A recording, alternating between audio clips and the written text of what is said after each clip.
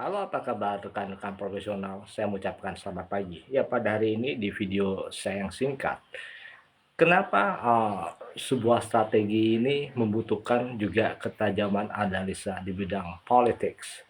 Ini sangat penting karena politik itu menyangkut mengenai kepentingan. Contohnya, saat ini kita bisa mengatakan bahwa situasi dunia tidak pasti, yang menyebabkan juga bisnis kita menjadi tidak pasti. Karena keputusan satu orang, yaitu Presiden Amerika Donald Trump, menyerang seperti negara Venezuela, negara Iran, untuk mendongkrak harga minyak untuk menyelamatkan ekonomi Amerika dari kebangkrutan. Walaupun apa yang dilakukan oleh Donald Trump itu tentu salah, karena hal itu melanggar tentang hukum internasional yang banyak melecehkan negara-negara lain yang berdaulat. Akhirnya apa? Itu menyebabkan ketidakpastian dalam dunia bisnis. Tentu harga minyak dunia naik sampai 2 kali lipat, yang menyebabkan kita harus menghitung ulang cost bisnis kita. Oleh karena itu, dalam merumuskan sebuah strategi bisnis, kita juga harus paham mengenai situasi politik global.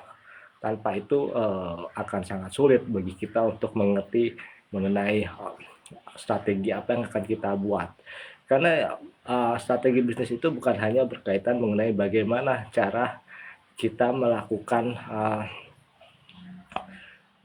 business planning, melakukan marketing, melakukan upgrade sumber daya manusia, melakukan langkah-langkah proses untuk bisnis kita supaya maju.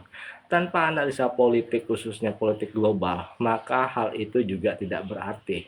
Karena kita harus memahami apa dampak positifnya dan apa dampak negatifnya. Apalagi situasi saat ini, kita menuju kepada bisnis dalam situasi perang. Tentu memerlukan sebuah strategi baru dalam melakukannya. Tanpa pengetahuan global strategis itu akan sangat sulit, dan itu akan menyebabkan kita tidak mampu untuk menciptakan strategi yang tepat. Karena strategi yang tepat itu harus mencakup dua sisi, sisi positif dan sisi negatif. Tanpa hal itu akan sangat sulit.